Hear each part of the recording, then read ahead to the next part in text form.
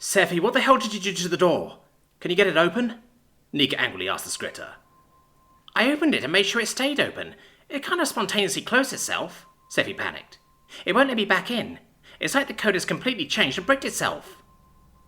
Could it be on a timer? Alora asked softly, trying to keep the peace despite her audible fear. The night cycle is about to hit, so perhaps there was a local curfew. I find that unlikely. Like Sephi said, it's an ancient door and isn't automated, Chio reasoned. Also, doors do not magically close for no reason, and Sephi wasn't jacked in. Jack had said nothing up to this point, as the others clearly had the experience to know what was happening. He had been happy for Alora and Nika to take charge of their journey so far, as they clearly knew more about expeditions in combat situations, and they knew the area. However, panic and division were starting to settle into the group, and if they were going to get through this, they needed to keep it together. It was time for Jack to step up and lead. Sephi, would you be able to find another access point that could let you back into the system? Jack asked. If this access point no longer works, then we just need to find another one, right? Yeah, Sephi reluctantly agreed, though there's no guarantee I can unlock it from there. At least it's something we can work with, Jack reasoned. The others given him their full attention, and we can see what we can do from there. All right, Alora nodded. Sephi, where's the nearest access point you can use? We want to find a maintenance room further down the tunnel that has power, or find a way to divert more power off the grid to this area, the scritter nodded. It'll take me some time to get through the local matrix to here, but it's doable. Of course we have to go down there, Nika groaned. It doesn't look like we have much choice, Chio conceded. Better get ready for a fight. At least we have Jack with us, Alora reasoned. And we're no slouches either, but I'll cast some blessings on us all the same. Gee, no pressure. Guess I'm going first, Jack joked, trying to clear the air. It seemed to make the others feel a little better, but the bad feeling in his gut didn't go away. The group was now much more cautious, as they slowly progressed through the tunnel with guns out and in complete silence, with only the quiet hum of Sephi's drone hovering above them lighting the way on Jack's suggestion. The group kept silently behind it and noted any key obstacles in the way, while not being lit up like Christmas trees themselves. There, Jack pointed out, having spotted something on a smooth section of rock a mile in. He had stayed alert, and although he hadn't heard anything, he knew it was only a matter of time. Sephi quickly stopped the drone and, following Jack's finger, they all saw what he was looking at. Tracks. The dust had clearly been kicked up recently, with several footprints, and looking around it was clear that whatever group came this way was sizable. Tentatively moving towards them, Chio gave her thoughts. Several species, some wearing footwear, some not. Many signs of shuffling. Sephi moved to a nearby wet patch and gave it a sniff, immediately wishing she hadn't. Yep, it's risen all right, she whispered, as she tried not to make any loud gagging sounds. Shame we couldn't see the signs back at the station. Too breezy outside for that, Chio lamented, retreating to support Sephi, rubbing her back as the scritter retched. Best way to kill them? Jack asked, checking his plasma weapon. And you said there were multiple types of risen, right? These ones are probably just animated corpses, Alora replied with a whisper. They'll go down to gunfire eventually, but are more durable than living targets, so just keep shooting until there's nothing left. Taking out the legs is a good tactic if they're rushing you, as long as you can finish them off. They're more vulnerable to magic or a good close combat weapon that can hack body parts off. Don't bother stabbing them, and crushing is situational. Well, since magic is out, Jack muttered, checking the readiness of his axe. Might be giving this bad boy a go. A sudden sound boomed in the distance, causing all of them to fall silent and listen. It was distant, but sharp, like a firework going off, before there was silence once again. Please tell me the maintenance room is close, Nika growled. Still a bit to go, I'm afraid, Sephi replied apologetically. It's further down the tunnel on our left, just before the next station. Another station? Jack questioned, as quietly as he could, still listening out for any danger. Aren't we in the middle of mountain territory? Why would they have a station here? Probably a mining outpost of some kind, Alora whispered back. From our initial research of this place, this metro land was financed by a local influential tycoon of some kind, many thousands of years ago, so it might have been linked to a few of his projects. Well, if we have to go there, there's probably something of value, Sephi smiled, trying to lighten the mood. I'm more worried about what else we'd find there, Chio warned. The dark presence gets stronger the further we go down. Is it the Risen? Allura gently asked the visibly frightened Chio. No, she finally answered. Something else. Something bad. Don't know what it is. Then we hug the wall on the left and move as quietly as we can, Jack reasoned. I'll go first. They crept further along the tunnel, with over the near silent buzzing of the drone for company. Sephi had debated putting it away, but it was decided that having no light whatsoever was a terrible option. What are those? Sephi called out, stopping the group for a moment as she manipulated the light of the drone to look up and around at the wispy pale grey substance growing thick around the tunnels. Looks like cobwebs to me, Jack admitted. Though it must have been some big-ass spiders to make this lot, and it looks like they get thicker the further we go in. At least we found what we're looking for. The others had to follow his finger along until they noticed the old rusty maintenance door, covered by thick layers of dust and cobwebs, about 40 meters in front of them. But it wasn't all they saw. Sephi, turn the drone light off for a moment, please, Laura called out. Sephi did so, and they all noticed why, as the pale blue glow from further ahead got more pronounced. Unless there's a skylight going several hundred meters to the surface, there's something shining ahead. Yeah, Nika agreed. Let's keep our lights off for now. Jack, will you be alright navigating? It'll be fine, Jack agreed, readying his plasma rifle, but get ready to light up again if we hear movement. They sidestepped carefully closer to the door in silence, but as they got closer, several more loud bangs echoed out throughout the tunnel, accompanied by a low, quiet chittering. They stayed still for a moment, alert for any more noises or anything approaching, but nothing followed. Jack didn't like it. They got to the door, with Jack using the light of his comlink to see. No lock, but it was rusted as hell, and pushing gently wasn't going to budge it. He looked to Nika behind him, who nodded in understanding, and made sure the others could see. He held out 3 fingers, slowly counting down before he shut the door as hard as he could, smacking it open with a loud screech and a clattering of debris. Immediately, many more of the loud bangs could be heard further down the tunnel, accompanied by the chittering from before, and a new noise. Something deep and loud roared, the horrible noise being felt more than heard, as they all heard the sound of something big being dragged across the ground, seeing the ominous shadow in the distance. The group didn't hesitate in piling in after Jack, with Nika helping him close the now loosened door behind them, as far as it would go. Check the rooms, quickly, Laura ordered in a quick whisper, as she, Sephi and Chio quickly made sure they were alone. We're clear, Sephi whispered back. Got a console here. Do your thing, Laura replied. Keep it quiet. The rest of us will cover you. They stayed there in darkness for a few minutes, taking a few swigs of liquid and resting while they could. But when Sephi came back much quicker than expected, the news wasn't good. Guys, I don't know what's happened, but someone's completely fucked with the system, and it's not me, she panicked. There's blocks all over the local matrix that specifically won't let me open our entry point. The moment I tried from here, I was intercepted by something. I think there's someone else in the system. They knew we were coming this way, Nika growled. What do we do now? I don't know, Sephi gasped, as her breathing got more frantic, as she tried to think of a way out. Sephi, it's okay. We'll think of something. Chio hurriedly put her arm around her friend, having read her aura, and recognizing the onset of a possible panic attack. Shit, Laura muttered under her breath. We only have one path ahead of us now, Nika stoically replied, looking towards the door. What if... Jack perked up, having thought of something. Is it possible to factory reset the system somehow? Bring it back to its default settings, perhaps? Or is there a manual override if the system goes down? You might be right. Allura looked at him excitedly. Sephi, what do you... At that moment, they heard another loud bang right above them, then another, and another, before the ceiling completely collapsed as a giant purpley-grey, fleshy tentacle burst through the vent above, slamming through the console where Sephi and Chio had just been, the scritter having used her wings to propel them both away just in time. Jack and Nika wasted no time, aiming at the breach and letting loose, as Allura helped the other two get out and behind them, as the wet, necrotic limb wildly flailed about looking to strike. Jack, get the door open, Nika yelled. Can we head back? Jack ripped the door off its hinges, no longer needing to be quiet, as he turned right to head back from where they came, as several more tentacles burst out of the vents, flailing wildly in the tunnel. As Jack quickly realized that retreating where they had come from wasn't an option, he started moving back towards the station, shooting the entry points as another tentacle punched from the side. This one had yellow gangrene pustules rippling throughout the rotted flesh.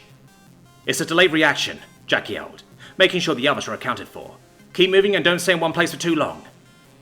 Think about where you move, Nikki yelled, as she dodged to the side with her tail. It's drawing us in. How is it able to pop through so many vents at once? Sephi asked, as she let loose a volley of plasma to little effect. Where is it At that moment, there was another loud bang, as one of the yellow pustules on the tentacle burst in a splattering of gore, as something within tore itself free. The others wasted no time in putting it down, before they could see what the creature was, as more loud bangs signaled the arrival of more, forcing the group to run further down the tunnel, and into the gloom of the station. Jack let the others run ahead of him, as he let a few controlled bursts of plasma, noticing that it didn't have the best effect. It looked like it did some decent damage, but he'd need more shots to put down a tentacle for good. Suddenly, Jack heard movement from behind, and without thinking he quickly leapt forward in the low gravity and twisted, bringing his plasma rifle to bear and blasting the creature apart, and then following through with several more as he soared through the air. At first glance, the creatures looked like spiders, which would explain all the cobwebs, but they were much more malformed, with fleshy growths that writhed helplessly as he saw one expire on the ground. "Jack, watch out!" he heard Nikki yell out, as a tentacle thudded into him hard in the air, sending him flying into the darkness. "No, Jack!" he heard Allura yell in the distance. He wasn't out of the fight, not by a long shot, but he had been separated, and they'd all be dead if they didn't stick together. "I'm all right," Jack yelled back, as he got to his feet, only realizing that he no longer had his rifle. "Shit," he growled, as another tentacle twisted out of a lower vent, forcing him to dodge as it stabbed down. That brought him time, and Jack quickly looked around in vain for the rifle before he noticed something. The tentacle had gone wedged onto the train tracks. Seeing the opportunity, Jack slipped the axe free from his belt, before quickly chopping down in a vicious two-handed strike. A deep primal roar echoed throughout the tunnels as the cold steel bit deep into the tumorous flesh, splattering the ground with luminous pale blue viscera as the human tore free. The horrible limb shook roughly, still attached by a tiny chunk of flesh, but otherwise permanently split in two. "Take that crap back to Japan!" Jack yelled at the tentacle. More shots from the other spurred him into action, abandoning the search for his rifle and getting to the others. Learning from his last attempt, he carefully pinpointed his jumps to not expose himself mid-air, as he carefully but quickly zipped over to the sounds. "Where are you?" he yelled, hoping desperately that they could answer. "We're back here," Sephi yelled as Jack could hear her gunfire. "Hurry up!" Jack did so, covering a bloody path through the spiders that got too close. They got some nicks and jabs in from their unnatural growths, but none of it was going to put Jack down. The others needed him. Jack hopped up onto a station platform and could see the pale white light around the corner, with a tentacle swiping about. Rushing across the hard ground in record time, the thick tentacle barely had time to react before the axe blade bit down, ripping and tearing the flesh away as the tentacle desperately tried to pull back, but something held it in place. Jack didn't waste the opportunity, slamming the axe down in the open wound again, before the remaining flesh gave way with a sickening tear. "Jack, is that you?" he could hear Allura ask faintly. "Get within my protective field." "It's me. Don't shoot." Jack put his hand around the corner to the stairway the others were retreating up, to show them it was him, before joining them. They all looked shaken, with Allura looking the worse of wear, although Jack couldn't see any visible injuries. "I'm able to hold off the smaller things for now, but the tentacles are too resilient," Allura panted under her breath, as she closed her eyes to maintain the barrier. "Chio says she doesn't think the tentacles are infinite, and had to be originating from somewhere," Sephi added, as Nika checked the top of the stairs for hostiles. "It's gotta be the central maintenance room," the scritter continued after getting a brainwave. "Main central vents are there for easy access, so it has to be how whatever the hell this is can come through the vents." "Ahead is clear so far," Nika cautioned, taking a few steps back. "We need a game plan. What can we do? What the fuck are we even facing, Chio?" "I have no clue what this thing could possibly be." Chio looked at Nika fearfully. "It's definitely the source of the negative aura, and it's powerful." "It doesn't matter what it is right now," Jack snapped decisively, bringing everyone's attention to him. "What does matter is how we can escape it, or how we can kill it. Like Chio said, the tentacles aren't infinite, so if we can cut or disable them in some way, we can give ourselves some breathing room, instead of being herded like sheep." "What's a sheep?" Sephi asked. "I'll tell you if we survive," Jack grinned despite himself, as they got to the top of the stairs. "Where would the central maintenance room be?" "Deepest chamber, but not accessible from the platform, I think," Nika cautioned. "Do we follow the signs or avoid them?" That question remained unanswered, as several bangs shook the corridor they were in, as several of the spider creatures burst through the walls, several holding back a little thanks to Allura's barrier, but not all of them.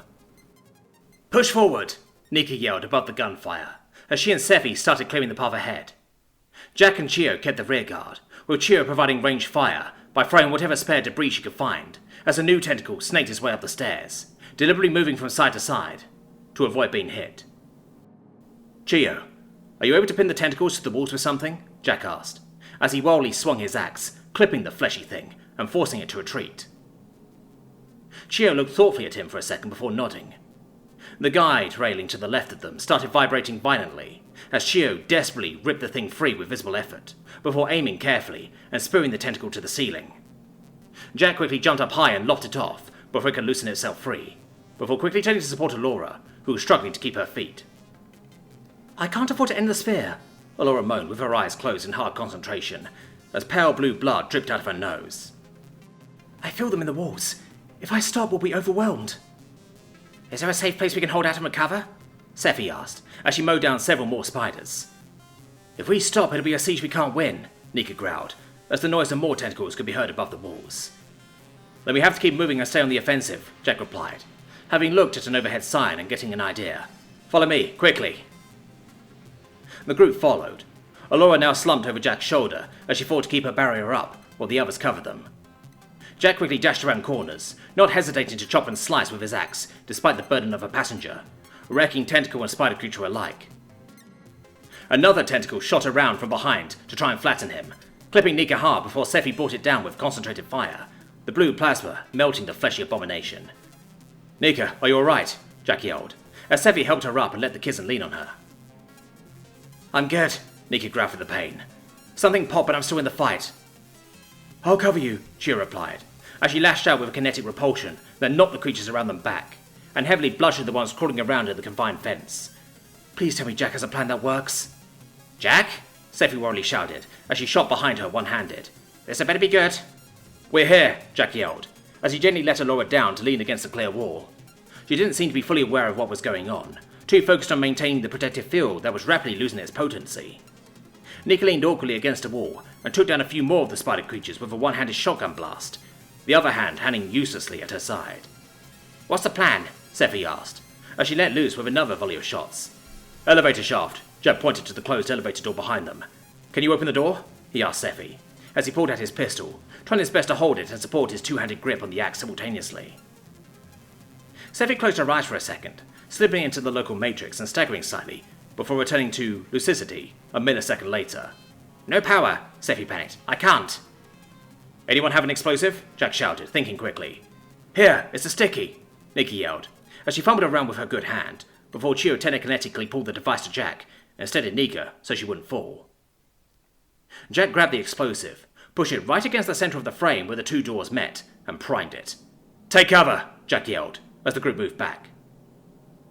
The explosion wasn't what he was hoping for, smaller than expected, and the elevator door still stood closed, though slightly bent. He could work with it, though. He just hoped he was strong enough. "Cover me," Jack yelled to the others, as he worked on the elevator door, using the newly created bends as handholds, and growling in primal fury as the door groaned in protest. "Come on, you son of a—" "Jack, hurry up! We can't hold it for long," Nika growled, as she shuffled over towards him using her tail. "Allura's field just dropped." "Fuck," Jack grunted, as he looked towards the unmoving Allura stumped against the wall. "Please don't be dead," Jack thought to himself in panic. "I couldn't live with myself if you—" And that thought was interrupted, as the door finally gave out, and the resulting gap gave him a glimmer of hope. Right before a tentacle smashed through and grabbed him. It was too quick for him to react, wrapping around his waist and pinning his arms to his chest before trying to yank him through the gap. Jack braced his legs either side of the door and pushed back as he tried to free his arms. He gave it everything he had, and could feel the grip of the tentacle wavering. He was stronger. A hiss gave him dread as he saw one of the spider creatures skitter up the tentacle towards him. He was a dead man.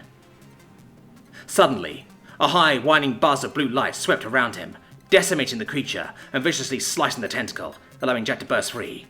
Though despite himself, he allowed himself a second to take in what he was seeing. "Chio, what the fuck? You had a lightsaber the entire time?" It was true. The Alethi was looking at him wide-eyed, as she just stood there with an elegant-looking hilt and a flat, glowing blue blade of light with a metallic core, which retreated into the hilt as Chio put it away. "We really doing this now?" Nika growled, as she slipped and collapsed to the ground next to them. "Guys, help!"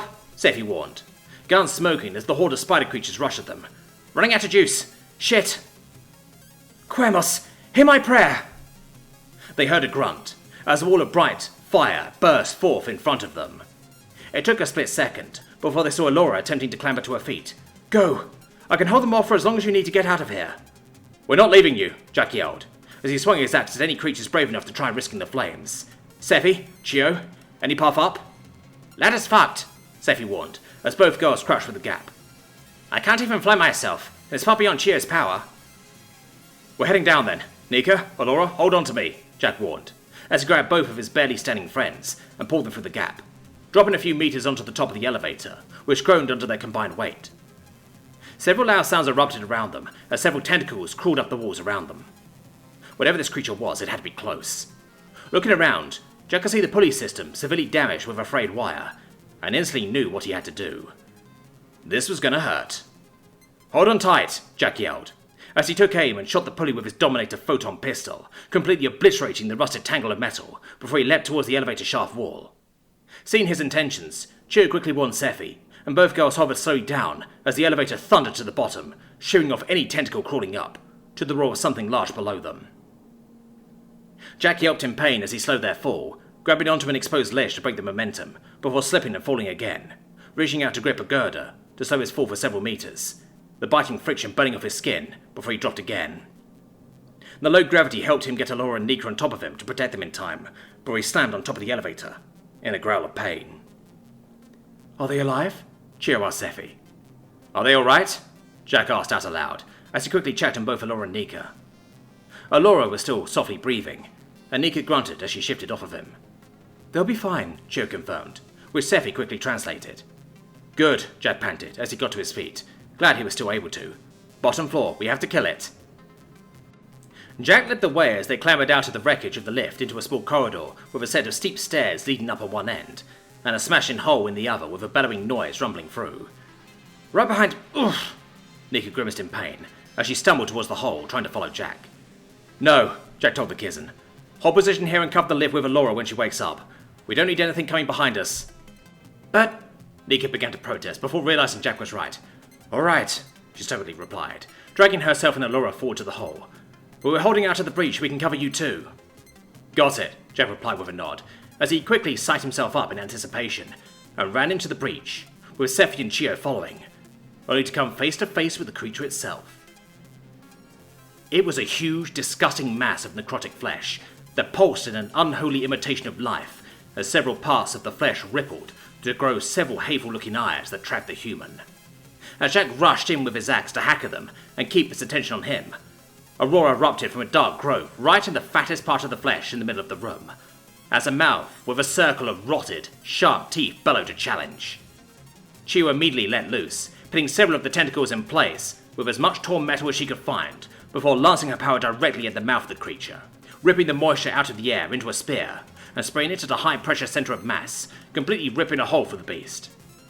The creature roared in agony, as before she could react, a tentacle rapidly grew out of the flesh and pummeled the Illithid dead center, smacking her against a generator.